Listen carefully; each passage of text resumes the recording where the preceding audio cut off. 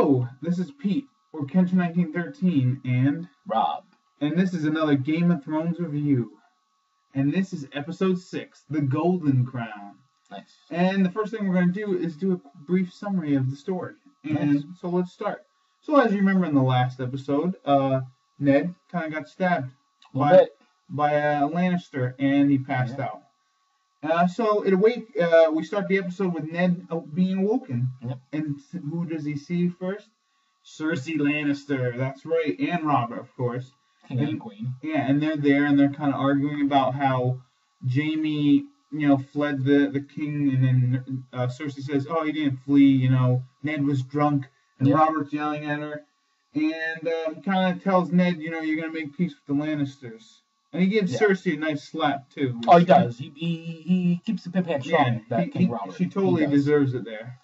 Well, yeah. I don't know if she ever deserves it, but Robert. You know what? No. Women get the right to vote. They deserve to get punched in the face once. Yeah. If men can get punched in the face, why can't women? That's just fair. Fair's fair. Fair is fair. So,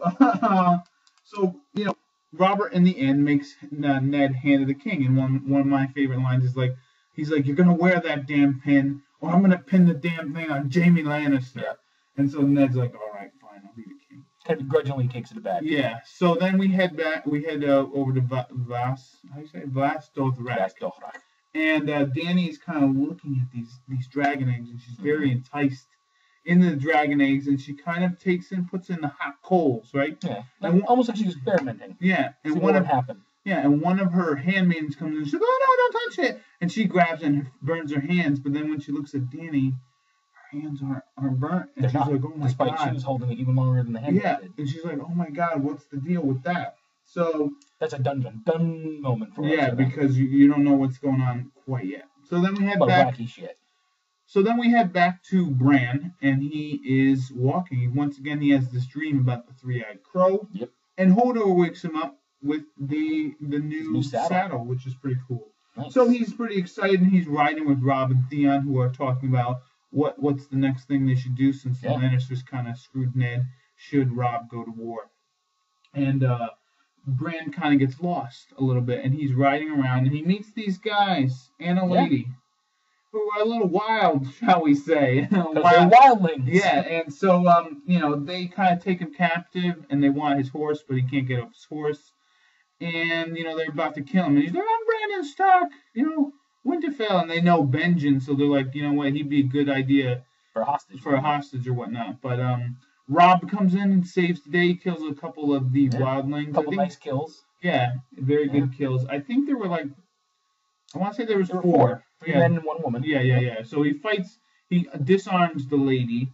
Takes down the two kills of the three dudes. Yeah, and so the last guy, pulls the old human shield on and he's like, "I'm going to fucking kill this kid. You put down your sword." So Robb puts down his sword, and then all of a sudden, through the chest. Fucking arrow through the back of his heart. Through the chest, Theon Greyjoy kills him. And so kill shot. Yeah, so Robb's kind of he's happy that Bran's alive, but he's pretty pissed at Theon. He also gives Theon a little business. Yeah, because being playing a little fast and loose with the rules. Yeah, because he's playing like a you could hit Bran. You could hit Bran with that thing, and all that. So then we head to Tyrion, who's in jail. In Sky the jail, Sky Keeper, the Sky Cells. Sky Cells, yeah. In the Vale, as you remember in the last episode, they made it to not Cersei.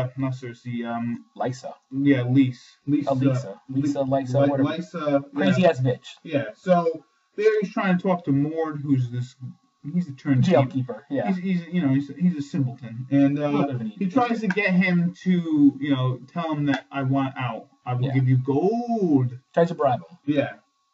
So then we head over to King's Landing, where Syrio and Arya are training, and Arya doesn't want to train because she's like, "This is a bad time." She's kind of bummed about her dad. Yeah, well, she should be. I mean, any kid, she loves her dad. Right. I don't know about the other one, but she loves her dad. She does. And he's like, "This is the perfect time to train when there's trouble, because then trouble will find you." The shit tends to hit the fan all at the same time. Yeah. Yeah. So your cell phone always dies when you're get a flat tire. Yeah. Or when you're about to be murdered and you can't call. You can't call for help. You never get service when an axe murderer is chasing you down. No, you can never get it. It's just, you know what? They had a rule. I've had that happen quite a many times. I know. You've had many narrow escapes in your life. Yeah, I can't believe those axe murderers keep trying to kill me. You know what I think it is? They want to be an axe murderer before they put in the time to really get really good at the axe. Yeah, that's what train. I think it is. If you want to start killing people with an axe, you got to train. You don't just hack an axe. No, you got to work with it. I think Mike Myers, it took him a while. Long time. Long time. You put in the years. Yeah. So we go to Vostok back once again, and Dani, she's eating a damn horse heart. Of course she is. A horse heart, because that's what they do. Because that's some sort of like thing that they do to make her like become one of the people. And she's got a baby healthy. Yeah. It's like a ritual with the pregnancy of a Khaleesi. Yeah.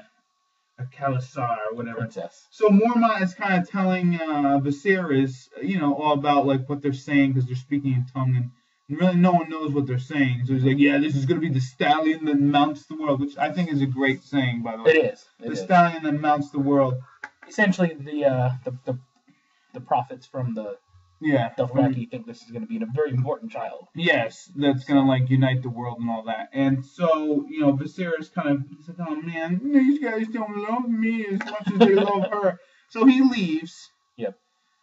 And he's trying to steal the dragon eggs because he wants to sell them and see if he can get himself an army and a ship and go back to Westeros. And Mormont says, no, you are not going to do that. Puts a kibosh on the egg stealing, first of all. And then he... And then Viserys kind of, I know you want to do my sister. Yes. But to be fair... who doesn't? I was going to say... Yeah, at this point... of course I do. Granted, in the book, she's supposed to be 14. It's a little weird. Whatever. But, whatever. Yeah. But if you're going to get married at 14, you're going to get fucked at 14. That's just the way the world is there. Yeah, very true. Very true. Sad but true. So we go back to the Eyrie, where Tyrion is still in his cell, and he finally convinces Mord that I will give you. He's like, he kind of talks to him like he's a smart guy. He's like, you're a smart man. Yeah. I will give you gold. He appeals to his senses and plenty of bribery. Yeah, lots of bribery. Lannister always pays his debts. He plans to confess his crime, so we head into the center area of the Eyrie, where Lys Aaron. She wasn't Tully. Formerly Tully. Yeah. She's got a creepy baby with her. Yeah. Who's called Robin. Yeah. Well, I know we made a mistake last time. We called him Robert, but it's actually in the book it's Robert. In the movie, in the show, it's Robin, because it helps you not be differentiate characters. Yeah.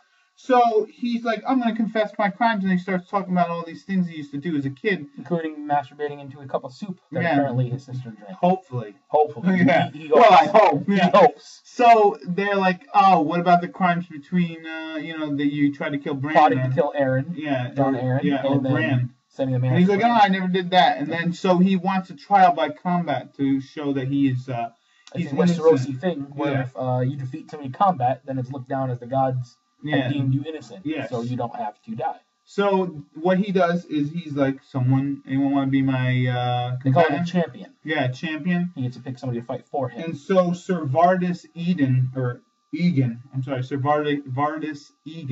he nominates himself. He represents the Vale. For the Vale. Yeah. So in the final end, you see that mercenary guy who came up with them. Bronn. Great character. He said he's going to take him on. So. Yes. I really enjoyed the scene leading up to this. Yeah. They kept going Tyrion's to Bronn. Speech, he would say things like, I'm very good at getting other men to do violent things for me. Yeah, and they show Bronn, and he's kind of like smiling and nodding. He lays some keywords down that Bronn seems to pick up, because Bronn seems to be a very swift guy. And Bronn, he kind of laughs at some of the jokes Tyrion makes. It's good stuff. Because he's making fun of everybody. It's good. Yeah, it's anytime Dinklage gets to just go. It's just a great scene. Yeah. And so, instead of showing the duel, they cut away. They cut away to Robert, and he's hunting. And basically, he's talking about the good old days when he could bang any woman he wants. I mean, he still can because he's the king. He's the king. But he was talking about making the 8. And then Renly finally just kind of says, you know what, what about the good old days when, all this shit was happening? And then... We were all at war, the Targaryens were ruling. Yeah. And then... Kind of reminds him that it wasn't always good old days. No, it wasn't. Old days. Yeah, and, he's like, things were simpler back then and blah, blah, blah. It's kind of like now. I mean... Any generation does that. Every generation thinks everything before them. It's the good old days. Their time was the best time. Yeah. It wasn't. So, of course, Renly, he goes storming off. Away. Yep. And Lancel keeps feeding him the wine. I hope nothing happens. He's essentially just a wine bitch at this point. Yeah. Lancel, right? He's a little wine bitch. So then we head back to Ned. who is sitting on the Iron Throne, which is one of my favorite scenes of this episode. Yeah, it's nice. And there are these guys from the Riverlands. It's an area north of King's Landing. Yeah. It's where all like a bunch of the rivers. This is essentially the Westerosi town hall meetings. Yeah. They come to voice complaints to the crown. Yeah. So and something happens. He was talking. One of the villagers was talking about how this giant man came and he killed and raped and pillaged his whole land, screwed him over, and then he dumps some fish down. And, they're like, oh, that must be the Tullys. It's a sign that the Tully is, yeah. Because the Tully, who is Catelyn's family, their sigil is a fish. Yeah.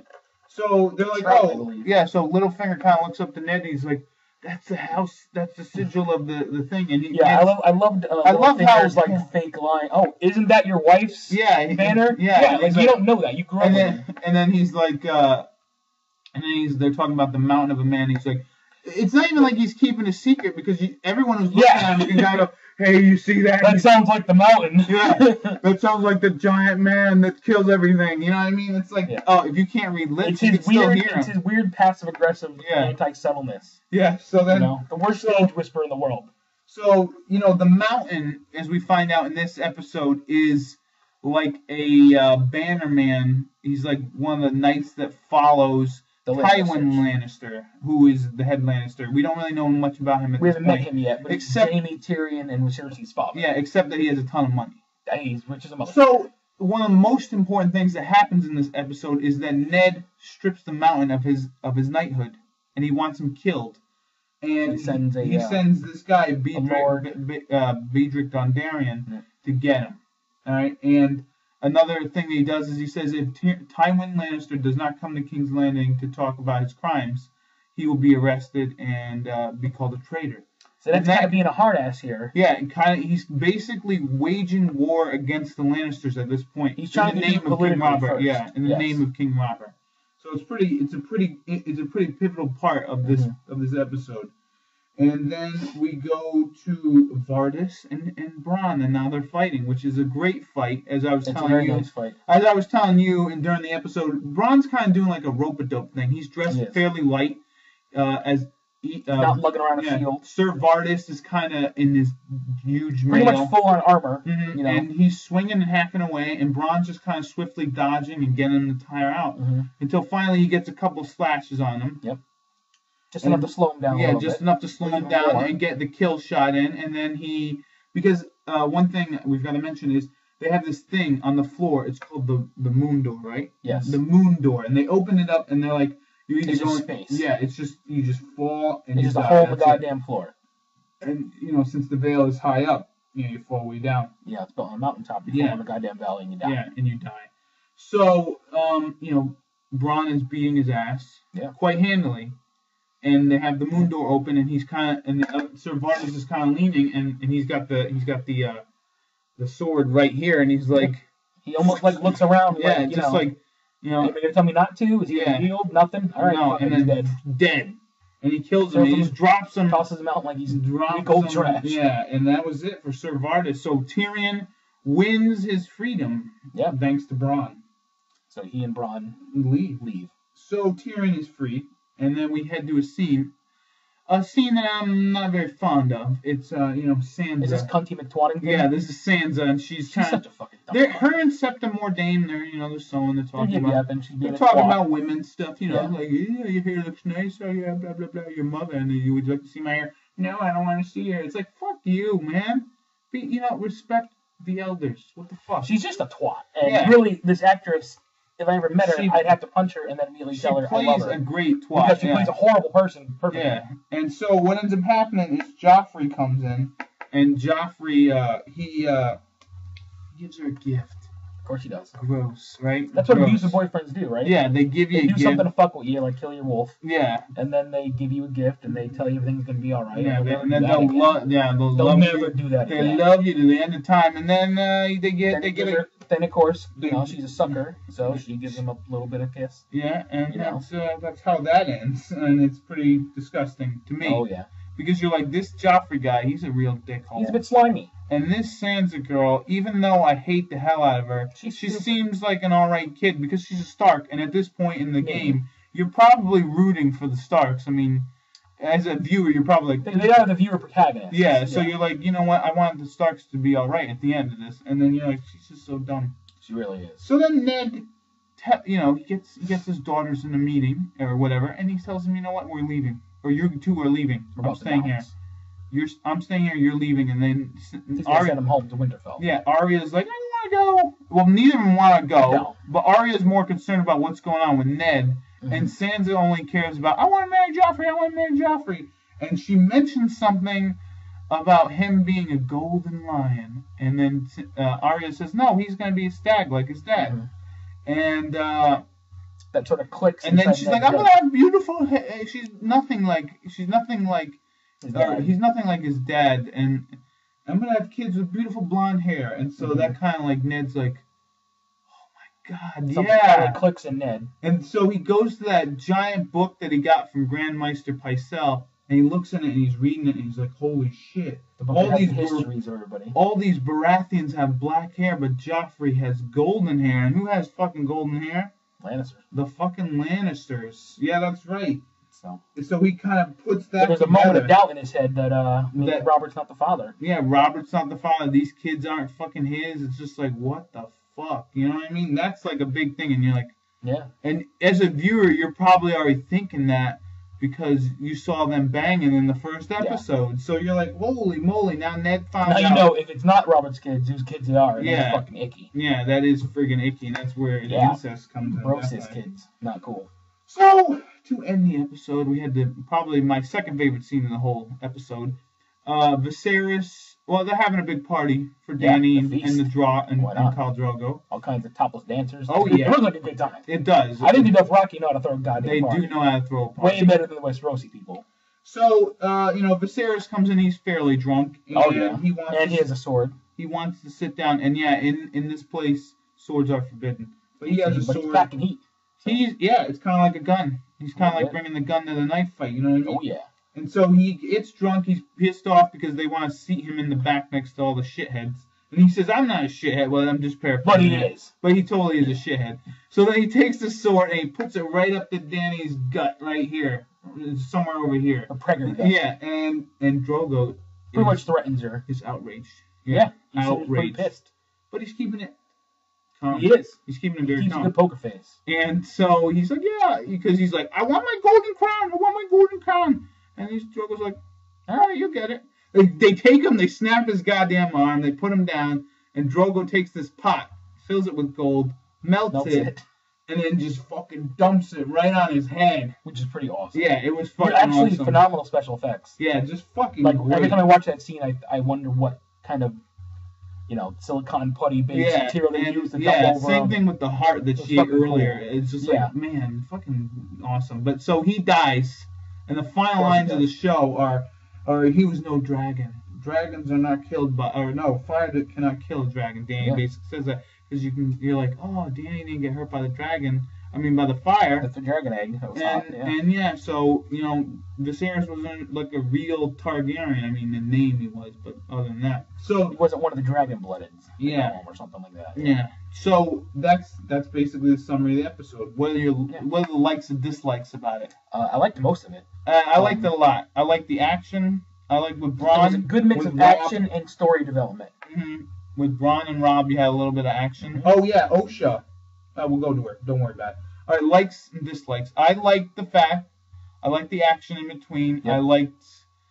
I liked the scene with Ned, even though at some point I didn't understand what was going on, but because I didn't know who Tywin was, and they only kind of mentioned him in passing. I think my only dislike would be once in a while the show can throw a lot of names at you once, and if you haven't read the books, it can be confusing. There's a lot of characters, first of all, that are just on screen, let alone people that they talk about off screen. Jon Arryn is somebody who's died in the beginning, and we never hear about him. Yeah, we never get to see him, but we talk about just a brief second. They show his body, right? Yeah, they show his dead corpse. That doesn't count. And Tywin Lannister we heard about, he hasn't been introduced yet. They talked a lot about Sandor Clegane in this one. He was only in one scene in one episode. So they do throw a lot of names at you, and that can be off-putting and confusing. Yeah, as a normal viewer of a TV show who's never read the book. Yeah, so multiple viewing is usually almost needed for the show. So let's go to the characters, new characters. In this episode, we meet a lady. Her name is Osha. She's one of the wildlings that Robb and Theon, they save her. Yeah, they beat her. Take out Dan. And then she's like, you know what? I want to live. I'll do whatever. She pledges her life. You know, she'll do whatever. And she is played by Natalia Tena, who is Tina, and she was Tonks, right? She was also Nymphadora Tonks. Yeah. In the Harry Potter series. Harry Potter. And so she's doubled down on her nerd resume. Yeah, so that's good. And season 2, she's very good. I'm just going to say that. She does. Very nude. Very good. and then, so new characters. Bronn. I know Bronn was originally introduced kind of in the last episode, but totally, this episode, I love him. It's almost like his coming out party. Yeah, he's he starts to shine here. It's like he's a stone, like he's this gem you found, and you're like, is this any good?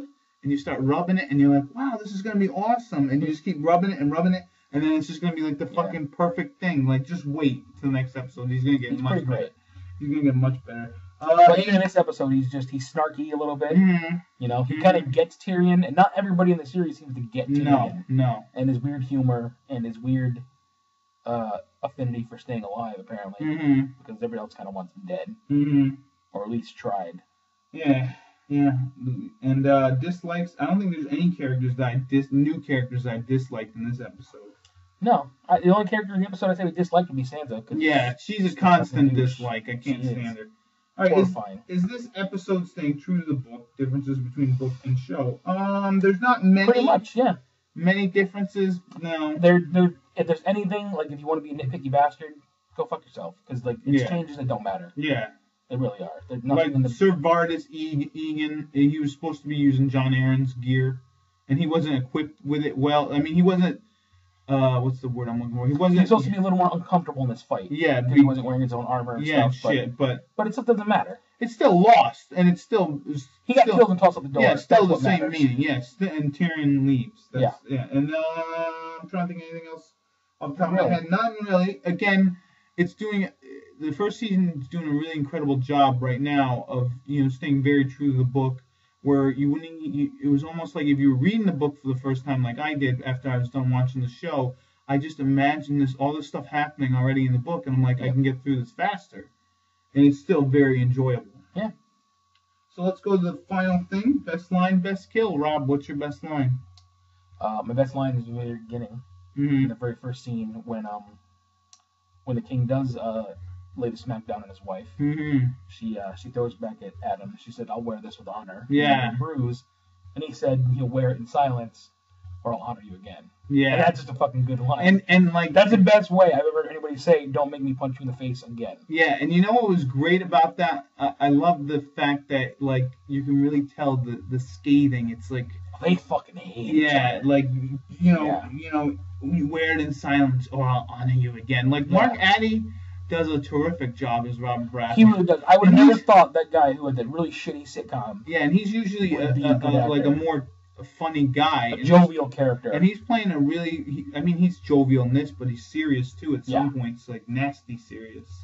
And then what's your favorite... Well, let's go with my favorite line. What's your favorite line? My favorite line is probably after Bronn beats Sir Vardis and throws him out the moon door. Nice. Lys Arryn says, "You did not fight with honor," and he goes, "No, but he did," and he's dead. Like to say he's dead, but no, but he did, and it's just like it was just fucking the perfect line. And it's like almost impossible to fight with honor. No, fight to the death. No, if you're gonna try to kill me, I'm gonna I can't. You don't. If you're fighting to the death, you don't. Honor is thrown out the window. Any means necessary. You stab him in the bag, you throw sand in the eyes, you do whatever you gotta do. Yeah, exactly. So, best kill, Rob, what are you gonna go with?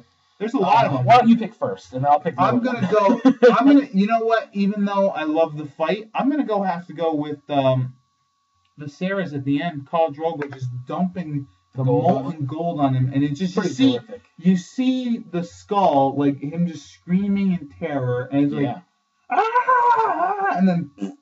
Dead. I just really enjoyed Clunk when his head is yes. Nice heavy metallic clunk. Like it already cooled down enough. A little bit, yeah. It was good. So who's yours then? So I'll go with you know what? I'm gonna go with one of the wildlings. Yeah. In the wildling fight with Robb. Mm-hmm. He deflects a blow with the guy's axe with his sword. And as he brings his sword back up to face a second attacker, he slices that guy's throat open. Yeah. And I just thought that was like a cool. It was like a real life move if you were sword fighting multiple people. It's almost like the way a Marine would like bust in a door with a flashbang, take out the guy closest to him, but he's got an eye on the guy farther away from him. Like it was very. You can tell he's been trained by a good swordsman, his father. Yeah. To keep his eye on everybody at the same time. So while he's actually turning to defend himself against this guy, he just gets rid of this guy too. He's like, oh, by the way, oh fuck you, you're dead. And that's what I like about the show. This episode was you get a good balance of action and you know, not only like you find this is one of those episodes where you find out a lot of stuff, you fucking get some action. You get a couple good deaths, like key pivot points. Key people dying too. Yeah, like Viserys is dead now. Yeah, so. Viserys. He was a main character up to this point, and now he's dead. Like, what's Dany gonna do? She's gonna probably live her life to the damn fullest. Probably be a little happier. Yeah, definitely. So, I think that's it for this episode. Yeah. So, you got anything else that you want to add before we go? Anything? I wish I had topless Dothraki dancers at my bachelor party. I know. Wouldn't that be the best? That's like who I would hire. That's like the best. Somebody get on that. Like make that a business model. Yeah, that would be the best. Like themed bachelor party strippers. That wouldn't be bad. I'd go. We should do that. Let's say your friend loves video games. They could dress up as fucking Princess Peach and. If I could find enough women, I would. Right. I would totally do it. Quality. But yeah, so this has been Pete or Kenshin 1913, along with my friend Rob. Yeah, and this has been another Game of Thrones review. I can't wait till the next one. It's gonna be awesome.